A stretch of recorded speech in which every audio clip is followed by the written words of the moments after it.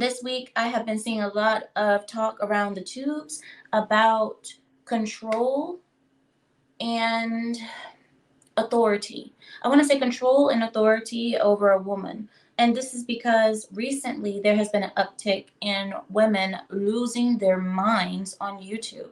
If you guys haven't seen it, it's everywhere. I mean, ever since the whole Roe v. Wade incident happened, women have lost their minds. And I don't know if you guys have seen it, but women are all over the YouTubes.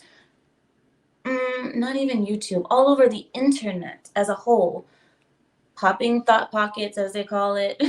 And I forget who was the one who came up with that term, but I love it. It's just so fitting. It's just moi, thought pockets. Thought pockets have been clapping and popping and flapping all over the tubes, all over the internet in the last 2 to 3 weeks. I haven't been here last week, so I think we need to make up for what I missed. But there has been a lot of flapping and clapping and all of that of thought pockets, and we have to talk about that. And I think this is the reason why this conversation has been all over the internet recently. If you guys don't know what I'm talking about, recently this week there have been, I want to say, three podcasts about this, and I want to give you guys my take because I have not seen a woman speak about this topic. You guys know I'm very red pill. I'm very much a men's rights activist, and I'm very much on the right of most things. Most issues, I'm on the right. So I want to give you guys a woman's perspective on disciplining or having authority over a woman. Because I understand that in this current culture, no one is allowed to have any say so over a woman. You can't tell her what to do. You can't tell her how to dress. You can't tell her what to say. She is her own boss, and everybody is just their own boss in today's world, in today's modern dating world as well. Everyone is their own boss. Nobody has to listen to anyone. I think that should change, as you guys know. So, let's begin. Hi, Alicia. Welcome. She says, hey, Ameera. So glad to see you back. I'm glad to be back as well. I'm telling you guys, the Rona, I had never had it before, and hopefully we'll never have it again, but it had left symptoms like side effects of confusion on me, which unexpected symptom of that. Oh, well. Right. Hello, Miss Bess. Hi, how are you? I'm good. I'm better. Hi, Norma. Hey, Chica. Hi, Mac. Welcome. Hi, Boa. Nice to see you, Boa. All right, let's begin. So I want to pull up my first banner with you guys, and this banner is, can he discipline you? If you are in a relationship or a marriage with a man, I want to ask the women, can he discipline you? And I know this word is something that sends either chills up women's spines or it makes women want to pick up their phone and dial their brother, their uncle, their cousin, 911, what have you. No need. Can he discipline you? If you are under his authority, can he discipline you? Will you be accepting of his discipline, or will you reject it? Or will you try to discipline him? Because that that is something I also want to talk about, is women disciplining men. And what for? Protection and authority. So I want to begin with this. Protection and authority. When I was watching this discussion online, what men were saying, ladies, listen up, what men were saying was, if I am your man and I am protecting you as a man should, then I have certain authority over you.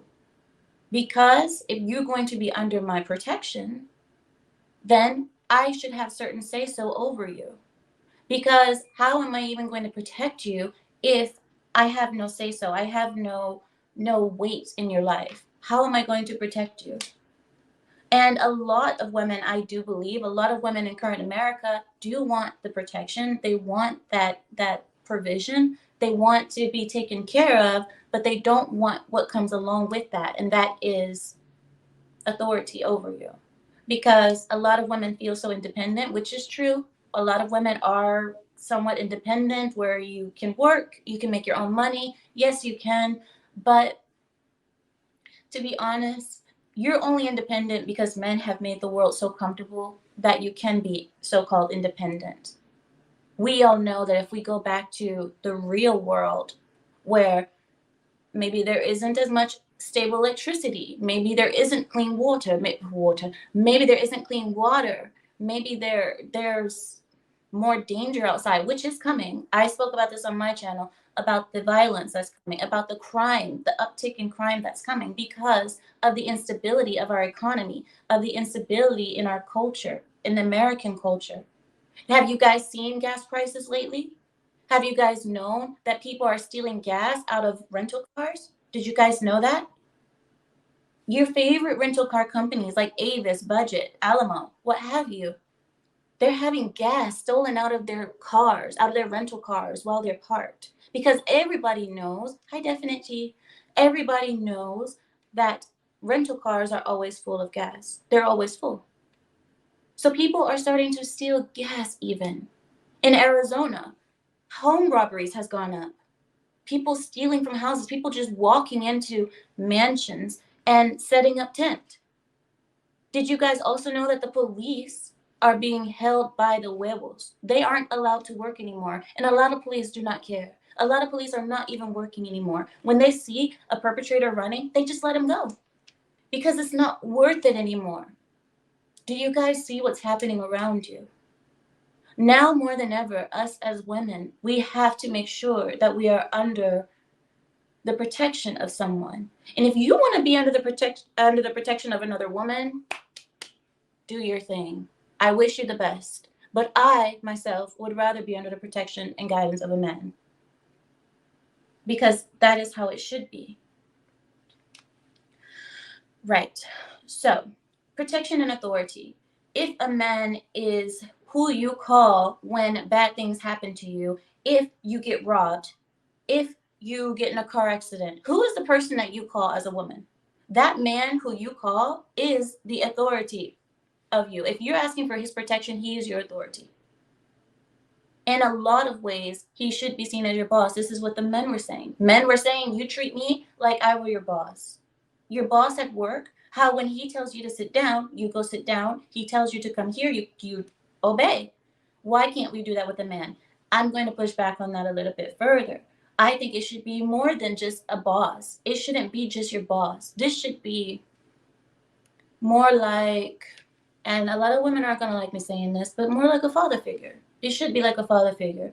The man that you chose to be in your life, to be your protector, you better choose good, because he should be something that you look up to. Even you don't look up to your boss at work. The majority of the time you don't look up to him. You just obey because you get your check.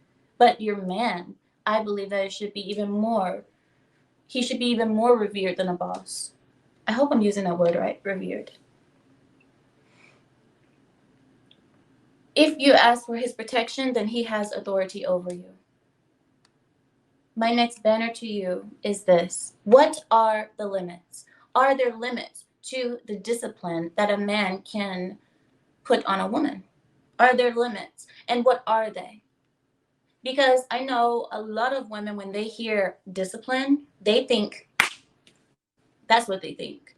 They think, oh, so what? He's going to tell me what to do, and if I don't do it, then what? I get spanked? I get slapped around? What?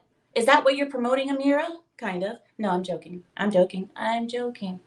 All I'm saying is that between certain partners, between certain relationships, I believe that they, between themselves, should make a deal of what they want to be consequences of bad behavior. Every relationship is different. Oh my God, I sound like Kay. Everybody is different. Whatever. Every relationship is different. We understand that. But there are things that should be the same, that should be like foundational of all relationships, as we all know.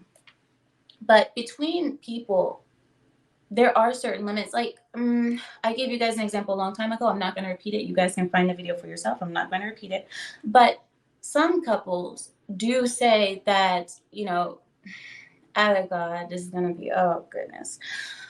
Some couples do say that corporal punishment on a woman is okay. Some say it's not. Some women say, you can never, ever touch me. You can't even grab my wrist, or I'm going to call the police.